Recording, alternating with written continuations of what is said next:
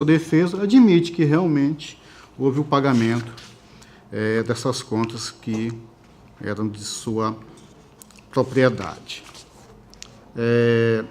Fracionamento de despesa. Aqui há uma relação de 14 convites que, somados, chegam ao valor de R$ 306.182.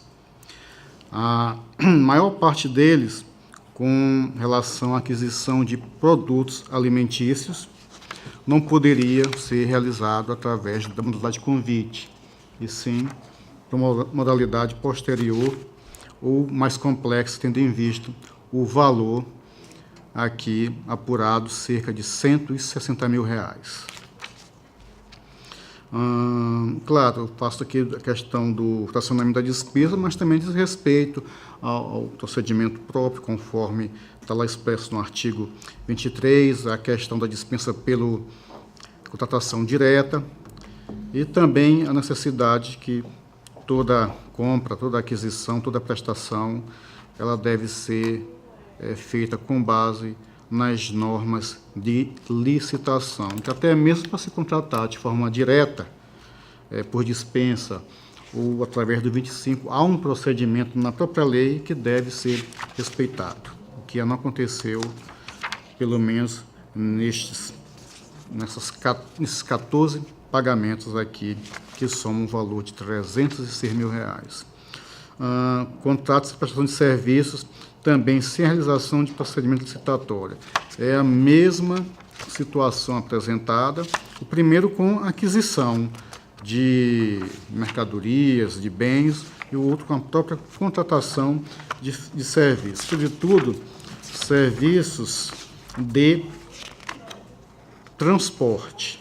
Aqui há vários casos, mas eu aqui vou apenas colocar 3, em que há contratação de locação de veículo, 3 locações de veículos, uma é 1.500 em um ano, 12 meses, a segunda também do mesmo valor, e uma terceira no valor de 800, só para aqui ilustrar a situação. Dentre várias outras situações em que houve prestação de serviço, e que eu já até mencionei no início, em que não há qualquer indício de retenção, pelo menos do ISS.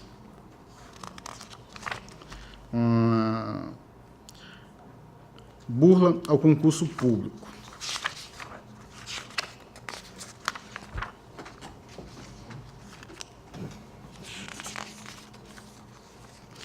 Há um quadro aqui dispondo que houve contratação, como diz aqui, irregular de pessoal como serviços prestados, revestidas inclusive como contratações definitivas ou até mesmo indeterminadas em várias áreas da administração, o que, em regra, contraria o artigo 37, inciso 2º, e também o que está previsto no parágrafo 2º do mesmo artigo quanto a esse tipo de contratação. Em decorrência disso, foi verificado também casos, segundo os técnicos, de nepotismo, tendo o prefeito, à época, contratado esposa, filhos, irmãos, primos, claro, primo não entraria no caso, evidentemente, cunhados, e aqui um rol, inclusive junta denúncia formulada pelos vereadores ao Ministério Público Estadual, onde está aqui tudo nominado, e os cargos em que estavam, o que ocuparam à época. Eu pediria a vênia para não citar os nomes, mas quem quiser consultar, está nos autos, e a lista é extensa, pelo menos 2 laudas.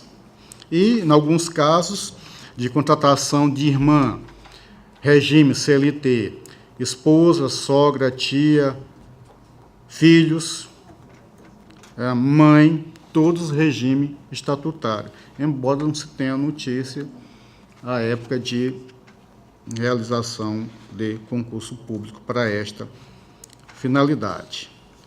Então, excelências, isso evidentemente tem jurisprudência aqui também, mas que também peço licença para não lê-las, que extensas, em que a situação aqui já, pelo menos essa última, já em acórdão de 92, o TCU, o relator aqui, ministro Bento José Bugarin, já faz aqui um apanhado e já diz a inobservância, o que causa, e algeriza que isso deve ser banido, como deve ser tratado quando praticado, evidentemente, no seio da administração pública.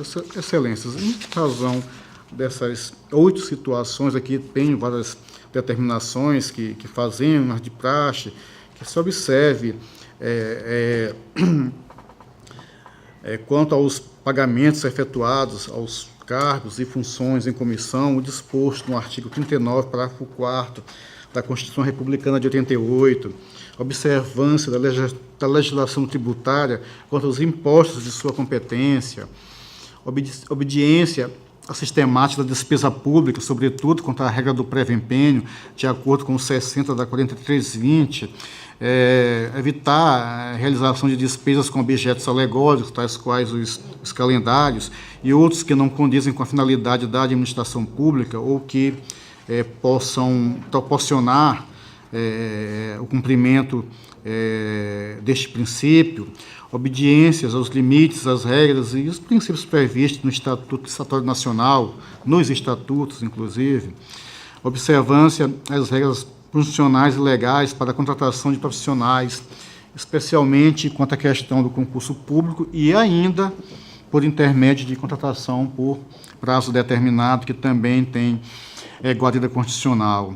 E, por derradeiro, observância aos princípios informadores da administração pública, principalmente no que se refere ao provimento de cargos públicos por parentes. Excelências, em função disso, eu trago o voto no sentido de que se julgue irregulares os atos de gestão do prefeito do município de Água Branca no exercício financeiro de 99. E já aqui, porque expresso, posto, imputando dano de R$ 913,16 referente aos pagamentos indevidos ao secretário de Educação, recibo por este assinado prefeito, assim como em razão do pagamento de suas contas telefônicas de ordem particular. Encaminhar ao prefeito da época esta decisão e por AR, para que, entendendo, tome as providências de praxe, orientá-lo da possibilidade recursal e também instaurar em autos apartados procedimentos apropriados para verificação de todas as situações que eu falei, se há mais alguma indicação de dano, tendo em vista que um recibo e algumas contas juntadas aos autos, elas provavelmente se deram no seu aspecto amostral. Então, pode ser que o valor seja um pouco o maior. Retornar o processo ao gabinete do relator para as medidas que se fizerem necessárias e publicizar o acordo. É como um voto, senhora presidente. Com a palavra o Ministério Público. Senhora presidente, esse processo não tramitou pelo Ministério Público, tendo em vista que se trata de processos relativos a atos de gestão, como se fossem auditorias anteriores ao exercício de 2010, e foi deliberado que nesses processos não haveria a necessidade de manifestação ministerial. Em discussão o processo. Em votação. Conselheira Maria Cleide. Perdão, seria conselheiro Fernando. Conselheira Raquel. O relator também, senhora. Conselheira Maria Cleide já se manifestou. Aprovado. Senhora presidente, agora tenho 2 recursos esses em que teve, inclusive, tramitação ministerial, e em ambos nós estamos acolhendo as defesas dos recursos e, assim, anulando, cassando o acórdão com funcionamento e arquivando os feitos e dando conhecimento aos aos recorrentes. Trata-se, Excelência, do processo 5241 de 2012, é um pedido de reconsideração interposto pelo senhor Márcio Roberto Barreto da Rocha, presidente do Fundo de Previdência do município de Coruripe, em face do Acordo 158 de 2016, da sessão plenária de 3 de maio de 2016, em que foi sancionado em razão do não envio do balancete do mês de dezembro de 2011 e do relatório resumido de execução orçamentária do 6º bimestre de 2011. O recorrente comprovou, através dos ofícios 37 de 2012 e 31 de 2012, que, inclusive, já havia reportado no Supremo Tribunal, através dos ofícios 2 de 2012, de 14 de maio de 2012, que realmente encaminhara a documentação ao tribunal. E, sendo assim, não existiria justa causa para a manutenção do acórdão aqui atacado. E, em função do processo também 14.410 de 2010, na mesma seara, desta vez, um recurso de reconsideração de Elba Cristina Mendes de Vasconcelos Ferreira, gestora da Câmara de Vereadores de Maragogi, exercício financeiro de 2010, que, através do acordo 2.400 de 2011, teve multa em função do não envio dos balancetes dos meses de janeiro, fevereiro, março, abril, maio, agosto, setembro e novembro de 2010, em descumprimento aos prazos estabelecidos na Resolução Normativa 2 de 2003. Acontece que a gestora, através aqui do processo 12.482 de 2016, anexo, demonstrou o envio intempestivo das informações objeto da sanção. E, sendo assim, há aqui um posicionamento do Ministério Público que se encaminhasse a auditoria para a manifestação, mas nós aqui reconhecemos que a informação veio no tempo correto e não existia razão para manutenção, e ao invés de enviarmos, aqui resolvemos trazer diretamente para julgamento da liberação, no sentido de que, inexistindo justa causa, que se anule o acórdão recorrido e arquive-se o processo dando conhecimento à recorrente. Esses dois processos, Excelência, como eu me manifesto inicialmente nesses dois processos. Com a palavra o Ministério Público. Senhor presidente, o Ministério Público se manifestou também em ambos os processos. No processo 5241 de 2012, por intermédio do parecer número 2071 de 2016, entendendo que o recurso deveria ser conhecido e provido com a declaração da nulidade do acórdão que imputara a multa à gestora responsável e, consequentemente, com o arquivamento do feito. No processo 14.410 de 2010, também houve manifestação do Ministério Público por intermédio do parecer 6686 de 2016, também no mesmo sentido de pelo conhecimento e provimento do recurso, com a anulação do acórdão atacado e, consequentemente, o arquivamento do processo. Em discussão os processos. Em votação. Conselheiro Fernando. Acompanho o relator, senhora presidente. Conselheira Raquel. Eu acompanho o relator, senhora presidente. Conselheira Maria Cleide. Com o relator, senhora presidente. Aprovados. Senhora presidente, eu aproveito o ensejo para retirar de pauta os processos, retirar ou adiar. Retirar de pauta os processos 7999 de 2005, 9974 de 2012. Se não me falha a memória, também são recursos, mas já estavam até prontos, mas teve um debate no nosso gabinete e mudou-se o entendimento, então é preciso refazer a peça, inclusive tratando de questões de decadência, prescrição, mas são situações um pouco diferentes. Eu posso até antecipar exemplo, um recorrente que fez dois recursos iguais em épocas diferentes, então se a preclusão se aplicaria, exatamente, então é uma situação um pouco diferenciada. Em razão disso que eu peço, Excelência, para retirar de pauta esse processo. No mais, já que está definida a pauta, esteja encerrada pelo dia de hoje. Pela ordem, conselheiro Fernando. Senhora Presidente, não há processo pautado para essa relatoria na sessão de hoje. Pela ordem, conselheira Raquel. Também não tem processo para essa sessão do pleno de hoje, senhora Presidente. Pela ordem, conselheiro substituto Alberto. Senhora Presidente, senhores conselheiros, senhoras conselheiras, do Ministério Público, todos que nos assistem. Trago uma proposta de decisão relativamente ao processo número 4.559 de 2015. A unidade responsável é o município de Campestre e é uma consulta do prefeito, o senhor Amaro Gilvan de Carvalho, em 2015. Um pouco defasado o tempo, mas temos a obrigação, né, de fazê-la. Então, uma emenda, consulta, questionamento sobre a possibilidade de contratação de escritório de advocacia para execução de títulos judiciais em face da União. Atribuição da Procuradoria Jurídica do município. Exceção, Instrução Normativa 002/2011 desta Corte. Regra Geral Constitucional, Concurso Público. Do relatório.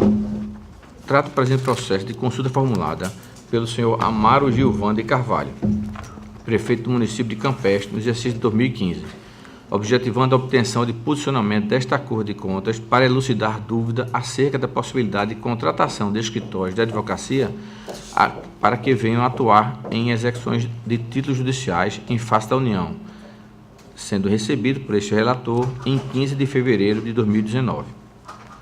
Assim, o consulente submete à apreciação deste tribunal a seguinte indagação, transcrita na forma como foi formulada, da maneira como foi formulada. Indaga-se a este egrégio Tribunal de Contas do Estado de Alagoas qual a correta forma de contratação de escritório de advocacia para a percepção de créditos da execução conquistados em ações coletivas promovidas pela AMA, Associação do Município de Alagoas, haja tratar-se não mais de um contrato privado, mas sim de contrato administrativo que extrapola as tratativas da associação. O conselheiro substituto Sérgio Ricardo Maciel posicionou-se por meio do seu parecer 003/2017, no sentido de conhecer da consulta para responder nos seguintes termos. O cumprimento de sentença que reconheça a exigibilidade de obrigação de pagar quantia certa pela Fazenda Pública, artigos 534 e 535 da Lei 13.105 de 2015, uma vez que se revela procedimento relativamente simples, deve ser realizado pela Procuradoria Jurídica do município. Nos municípios onde não houver Procuradoria Jurídica, a contratação dos serviços advocatícios destinados ao cumprimento de sentença que reconheça o repasse a menor das verbas pelo Fundef deverá ser realizada mediante a instrução de procedimento licitatório, pelo qual selecionará a proposta mais vantajosa para a administração, dando igual oportunidade a todos os interessados em oferecer o serviço na forma determinada na Constituição Federal, artigo 37, inciso 11 e Lei Geral de Licitação 8666 de 93, vedada a contratação por inexigibilidade de licitação de que trata o artigo 25 da Lei 8666. O Ministério Público de Contas, através do parecer 3298 de 2017/2018, opinou, na realidade os pareceres, opinou pela admissibilidade da consulta e propôs a resposta nos seguintes termos.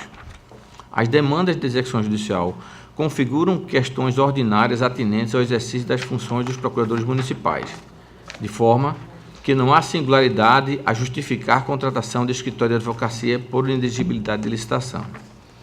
Apenas na hipótese de não haver corpo jurídico próprio no município, será admitida a contratação de escritório de advocacia para atender necessidade transitória da administração, devendo, no entanto, ser realizado procedimento licitatório, pelo qual selecionará a proposta mais vantajosa, oportunizado a participação de todos os interessados. É o relatório, senhora presidente, senhores. Com a palavra o Ministério Público. Senhor presidente, o Ministério Público ofereceu parecer nos autos, parecer 3298/2017. Eu vou dispensar a leitura do relatório, tendo em vista que o mesmo já foi feito de forma a refletir o que consta dos autos pelo conselheiro relator, registrando também que entendemos presentes os requisitos de admissibilidade. Eu vou passar ao mérito da consulta. O prefeito municipal de Campestre formulou consulta com o intuito de esclarecer a possibilidade de contratação do escritório de advocacia para executar decisão judicial proferida em decorrência de demanda coletiva em face da União para fins de percepção da complementação dos créditos do Fundef. A consulta que se coloca a apreciação diz respeito à contratação de escritório de advocacia para execução de título executivo judicial, onde a matéria de fundo não é mais discutida, não havendo que se falar, portanto, em conhecimento jurídico especializado. Na verdade, cuida-se de ação judicial que, apesar do provável e vultoso valor, não exige profundos conhecimentos especializados em nenhuma área jurídica específica, senão aquilo que ordinariamente se espera de qualquer profissional habilitado na Ordem dos Advogados do Brasil, no sentido de promover a execução judicial de um título já constituído. A ação não se torna mais difícil nem demanda de conhecimentos especializados pelo simples fato de envolver alto valor monetário. É importante dizer, pois que em sede de execução encontram-se superadas as questões de fundo da controvérsia acerca da regularidade dos repasses do Fundef, já reconhecidos em sentença, bastando-se apenas a execução do julgado e a inscrição da dívida nos precatórios da União para, por fim, receber-se o pagamento. Portanto, a despeito de tratar-se de um ato discricionário, não se vislumbra nenhum argumento razoável para a efetiva contratação de escritório de advocacia, principalmente considerando a obrigação de os municípios de possuírem no seu quadro de pessoal servidores, procuradores municipais com capacidade para executar referidos atos. Ademais, é dever da administração pública possuir corpo jurídico próprio, composto por servidores efetivos para atuar nas demandas ordinárias do município. A Constituição Federal, em seu artigo 37(2), consagrou o princípio da obrigatoriedade do concurso público para ingresso no serviço público, de forma que as atividades permanentes e contínuas da administração, como é o caso dos serviços advocatícios, devam ser exercidas por servidores de seu quadro de pessoal, admitindo-se apenas de forma excepcional a terceirização de seus serviços. O Tribunal de Contas do Estado de Alagoas prevê ainda, na sua Instrução Normativa 003/2016, a obrigatoriedade da realização de concurso público para a composição das procuradorias municipais em número suficiente para atender a demanda de litígios, estabelecendo-se prazo para que os municípios obedeçam à previsão constitucional acima referida. E aqui transcrevo o artigo 1º da Instrução Normativa. Na hipótese de a administração não possuir cargo de advogado no seu quadro de servidores, poderá, sim, o município, a fim de suprir falta transitória, contratar profissionais temporariamente até que haja o devido e regular provimento nos termos do inciso 9º do artigo 37 da Constituição da República, no qual se estipula que a lei estabelecerá os casos de contratação por tempo determinado para atender à necessidade temporária excepcional de serviço público. Para tanto, a administração deve seguir a regra geral para a contratação de qualquer serviço, que é a instauração de procedimento licitatório, conforme se depreende do artigo 37, inciso 21 da Constituição da República. Ademais, em conformidade com a determinação constitucional, em sede de competência normativa, esta Corte de Contas editou a Instrução Normativa número 002/2011, a qual estabelece: as pessoas sujeitas à jurisdição do Tribunal de Contas na contratação de serviços de assessorias ou consultorias técnicas e auditorias financeiras ou tributárias, serviço de contabilidade, patrocínio ou defesa de causas judiciais, administrativas ou assessoramento jurídico, devem observar a regra geral da licitação pública, disposta no artigo 37, inciso 21 da Constituição da República. Desta feita, nos termos da Lei de Licitações e da Constituição, corroborada pela instrução normativa deste tribunal, o dever de licitar é regra para a administração pública, sendo a contratação direta algo excepcional, tanto pela via da dispensa quanto pela inexigibilidade. No tocante à inexigibilidade, esta tem cabimento apenas quando se tornar impossível qualquer competição para a prestação do serviço pretendido, de modo que a licitação consistiria no procedimento inócuo. A Lei de Licitações dispõe que ela será utilizada para a contratação de serviços técnicos de natureza singular, com profissionais de notória especialização, para o patrocínio ou defesa de causas judiciais ou administrativas. Em seguida, a lei esclarece no artigo 25 que a notória especialização será comprovada nos seguintes termos. Considera-se notória especialização profissional a empresa cujo conceito no seu campo de especialidade, decorrente de desempenho anterior, estudos, experiências, publicações, organização, aparelhamento, equipe técnica ou de outros requisitos relacionados com as suas atividades, permita inferir que o seu trabalho é essencial e indiscutivelmente o mais adequado à plena satisfação do objeto do contrato. Ademais, é preciso que o gestor atente para o cumprimento do disposto no artigo 26, caput, parágrafo único da Lei 8.666, no sentido que haja justificativa da situação de inexigibilidade e comunicação à autoridade superior para ratificação e publicação na imprensa oficial no prazo de 5 dias, como condição para a eficácia dos atos. Além disso, é necessário observar que o processo de inexigibilidade deva ser instruído dentre vários documentos, com a razão da escolha de fornecedor, executante e a devida justificativa do preço. A contratação temporária, a contratação direta por inexigibilidade possui peculiaridades próprias e, em sendo o caso de contratação de empresa para serviço técnico especializado, deve ser comprovada a notória especialização do contratado e a natureza singular do serviço prestado. Nesse ponto, a Instrução Normativa 02/2011 deste Tribunal também é expressa, no seu artigo 2º. A inexigibilidade de licitação, nos casos mencionados no artigo 1º, deve estar subordinada ao atendimento dos requisitos legais da inviabilidade de competição, somada à contratação de serviços de natureza singular com profissionais ou empresas de notória especialização. A inexigibilidade só será admissível quando se tratar de serviço inédito ou comum, capaz de exigir, na seleção do executor de confiança, um grau de subjetividade insuscetível de ser medido pelos critérios objetivos de qualificação inerentes ao processo de licitação. Não se caracterizam como serviços de natureza singular aqueles relacionados ao assessoramento jurídico ou contábil prestados corriqueiramente e inerentes à rotina da administração pública, desprovidos da singularidade exigida pelo texto legal.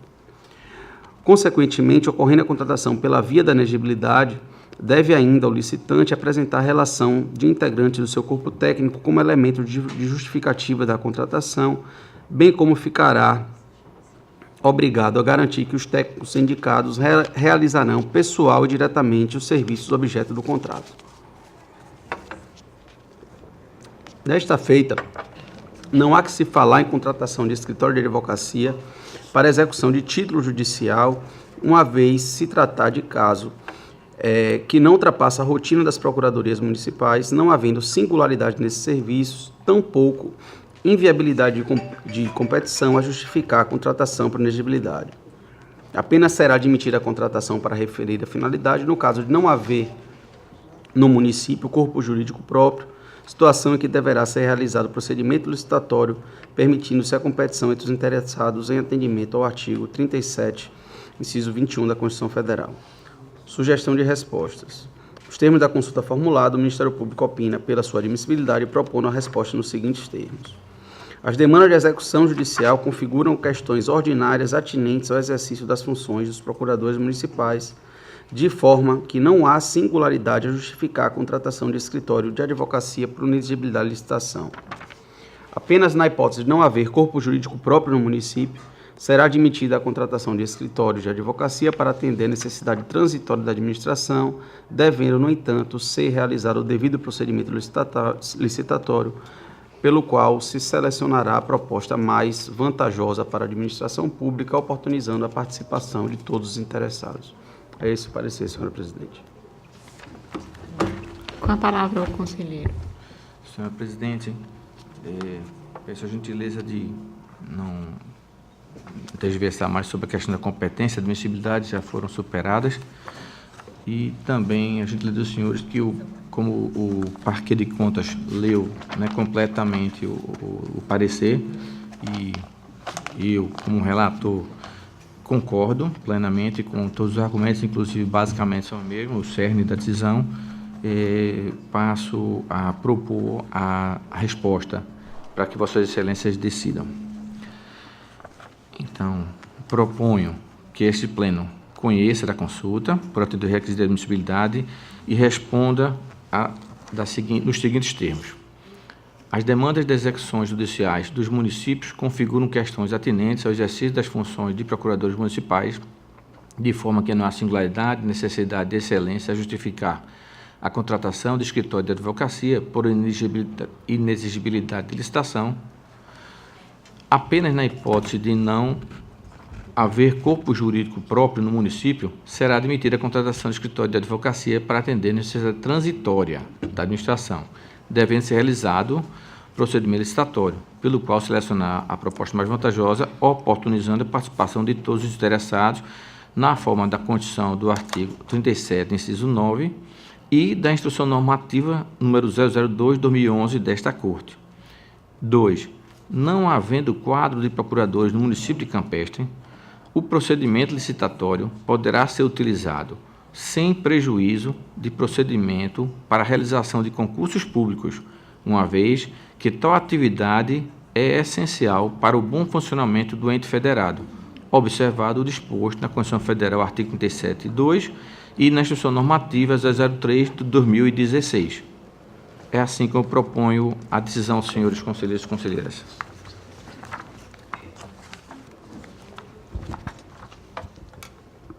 Em discussão, a proposta de voto do conselheiro Alberto. Senhor presidente, Com a palavra, conselheiro Fernando. estou deixando muita dúvida com relação aos limites da lei, as competências. Nós temos assim uma proximidade muito grande de casos concretos que tramitam nesta Corte de Contas. Eu, para não correr o risco de uma interpretação que me deixe alguma dúvida, eu gostaria de pedir vistas do processo com o compromisso de, no mais breve espaço de tempo, talvez na próxima sessão, já trazer o meu posicionamento com relação a essa matéria. Em vista o processo ao conselheiro Fernando Toledo. Senhor presidente. Com a palavra, conselheiro... Excelência, eu posso afirmar isso, estamos há 26 anos do surgimento do Estatuto Estatório Nacional. Para mim até estranho estarmos aqui julgando o óbvio. É isso que estamos fazendo nesse processo. Aqui sem desmerecer, mesmo porque o Ministério Público intuiu aquilo que é obrigado a intuir, porque a legislação obriga. O relator, da mesma forma. Aí, às vezes, parece uma situação que nunca vai terminar. Não que se não deva interpretar tudo, uma situação é tão óbvia, tão clara, que eu, assim, excelência, com devido à vênia do conselheiro Fernando Toledo, eu gostaria de adotar as razões do voto do conselheiro substituto, já neste momento, como se minhas fossem, ou até aderir ao posicionamento do conselheiro substituto, assim, em termos nossos, adiantando meu voto a respeito, senhor presidente. E que fique consignado em ata e que, porventura, quando esse processo voltar a pleno, a coordenação de plenário, por gentileza, faça obséquio de lembrar na hora do julgamento para não ter nenhum equívoco a respeito, ou até eu mesmo não vote duas vezes, por algum descuido meu. É isso, senhor presidente. Considerando a importância da consulta, eu também gostaria de antecipar meu voto. Pelo mesmo fundamento, assim, caso não esteja presente na sessão, gostaria de deixar meu voto já registrado. no mesmo sentido da proposta de voto do conselheiro Alberto. Encaminhado o processo ao conselheiro Fernando Toledo. E, senhora presidente, esgotada a minha pauta. Concluída a pauta desta sessão, passamos ao horário das explicações pessoais, facultando a palavra às senhoras conselheiras, aos senhores conselheiros e ao representante do Ministério Público. Pois não. Então, uma palavrinha. Senhora presidente, queria apenas fazer o registro que essa será a última sessão plenária, né, em que atuo nesse meu mandato como procurador-geral, que se iniciou em 1º de abril de 2017 e teve a previsão de duração de 2 anos, se encerrando agora no final desse mês. Nós já encaminhamos, foi feita a eleição lá no Ministério Público de Contas, nós elegemos como candidato único o Dr. Gustavo Santos, né, para me suceder. O processo já se encontra no Gabinete Civil, aguardando o ato de nomeação, né, pela escolha do excelentíssimo governador Renan Filho. Queria apenas registrar, né, e agradecer, inclusive importante a presença de Vossa Excelência aqui, até porque boa parte do meu mandato se deu durante a presidência de Vossa Excelência e já o fiz pessoalmente, já registrei algumas vezes em plenário. Queria apenas ratificar a forma respeitosa e também a disposição que Vossa Excelência sempre teve quanto às demandas ministeriais. Agradecer também esse período de convivência aqui no plenário, as discussões, algumas vezes com divergências de entendimento, né, conselheiro Anselmo, mas eu acredito que, e cito Vossa Excelência porque no início do meu mandato a gente teve algumas divergências marcantes aqui, mas que eu acredito que isso é natural do processo, é natural de um colegiado, é importante para o crescimento e enriquecimento e para a qualificação das decisões do tribunal. A forma respeitosa também com que sempre fui tratado por todos os conselheiros, pelos servidores. Agradecer também, apesar de não estar presente, mas ao conselheiro Otávio, durante esse encerramento do meu mandato também. A gente sabe que os momentos de transição são os mais turbulentos, mas também agradecer a atenção que ele teve também com o Ministério Público de Contas.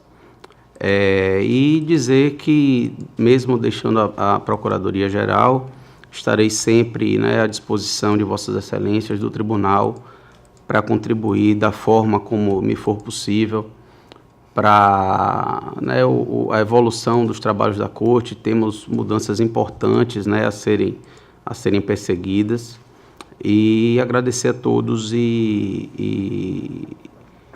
me colocar ainda à disposição no que for possível com o meu trabalho para ajudar no Tribunal de Contas. Era esse o registro que eu queria fazer, senhora presidente. Facultada a palavra. Excelência, eu não fui citado, mas eu queria dizer ao novo procurador que as divergências, as discussões, às vezes até as não tão ortodoxas, elas constroem. Mas quero dizer a Vossa Excelência que também aqui, acredito que os colegas vão se manifestar, mas entendo que é importante a presença ministerial na casa. É evidente que quando o Ministério Público aqui chegou, demos um salto de qualidade, muitos mais podemos e devemos dar, e Vossa Excelência, na sua gestão à frente do órgão ministerial, contribuiu para isso também. Então, você está de parabéns e também desejando sorte e toda felicidade em volta aos trabalhos normais do Ministério Público, que funciona junto aqui a Vossa Corte de Contas, com toda a vênia, com todo o respeito a Vossa Excelência. Conselheira Maria Cleide. Presidente, também quero nesse momento agradecer a presença do Dr. Enio aqui à frente do Ministério Público. Esses 2 anos, Vossa Excelência sempre com a sua forma muito tranquila de se posicionar, nos dando um apoio, né? Então, eu quero nesse momento agradecer de coração e desejo a Vossa Excelência uma boa estado, que consiga, fique lá continue seus trabalhos no Ministério Público e desejo boa sorte e mais uma vez muito obrigada. Obrigada mesmo. Conselheiro Fernando. Senhora Presidente, me alio aos que me antecederam, parabenizando o conselheiro, o procurador Dr. Enio Pimenta, que aqui abrilhantou os nossos trabalhos nesses debates, ora de convergência, ora de divergência, mas sempre enriquecendo o bom debate. Enfim, parabenizá-lo por essa passagem aqui, que todos reconhecem o valor e o legado deixado a esta casa, ao tempo em que já dou as boas-vindas ao futuro Procurador-Geral, que nós não sabemos ainda efetivamente quem será. Torço muito para que a escolha em nome único para o governador seja atendida, porque isso seria inclusive um gesto democrático, mas é uma escolha pessoal de Sua Excelência, o governador do Estado, que quero crer, inclusive, deve ter ido, apesar de escolha única, uma lista tríplice para o governador, cumprindo o que determina essa sucessão. Então, conselheiro, doutor Enio, parabenizar Vossa Excelência e, naturalmente, não nos despedir. Porque nós temos aqui um elenco enorme de coisas para ainda trabalharmos e, principalmente, eu tenho a honra, informando a Vossa Excelência, que todos devem saber, participamos de uma comissão extremamente importante que Vossa Excelência representa o Ministério Público nela, que é a Comissão de Implantação do Processo Eletrônico. Eu tenho a honra, nesse momento, de presidi-la, mas, naturalmente, os trabalhos é dividido com todos os que nela participam. De forma que parabenizá-lo e convocar para continuar trabalhando junto. Muito obrigado, senhora Presidente. Com a palavra, conselheira Raquel. Senhora Presidente, eu também quero deixar registrado aí, primeiro, os meus agradecimentos, doutor Enio, assim como os que os antecederam, né? O Ministério Público de Contas, de maneira geral, sempre atuam nos auxiliando, não apenas nos processos, mas sempre pensando no melhoramento mesmo das questões processuais e de tudo que possam colaborar, isso é notório.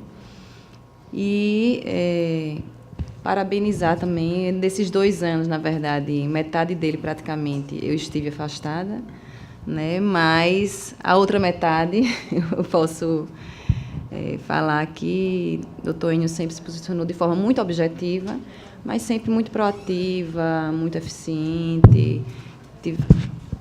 Não sei dizer ao certo quanto a isso, mas enquanto eu estive presente, foi um momento de tranquilidade, porque eu sei que enquanto eu estive afastada, houve alguns momentos um pouco turbulentos, mas enquanto eu estive no plenário, sempre houve muita tranquilidade na forma de atuar, e de forma que eu parabenizo, e assim como fez o conselheiro Fernando, já antecipa aí as boas-vindas ao novo Procurador-Geral do Ministério Público de Contas. De uma forma, doutor Enio, parabenizo não apenas o senhor, mas sempre todos os procuradores de contas, que todos são espetaculares, né? Tanto do ponto de vista de conhecimento jurídico, como competência, digamos, institucional, né? Sempre procurando tal. E parabenizo Vossa Excelência também, o senhor, pela sua escutatória. Então, super jovem, pelo menos para mim, né, que sou o mais velhinho dessa turma aqui, mas tem a capacidade de escutar, de compreender, né, sem se imiscuir em questões, às vezes, emocionais, mas sim de forma objetiva, como a conselheira Raquel, né, e de forma muito brilhante, né. Então, também agradeço, inclusive, sempre consultei e consulto, né, todos os membros do Ministério Público quando acho necessário, porque vocês têm uma densidade jurídica e uma visão de mundo bem mais ampla do que a minha, que já estou, né, mais para frente do que para trás. E só agradecer e parabenizar a sua passagem por aqui também.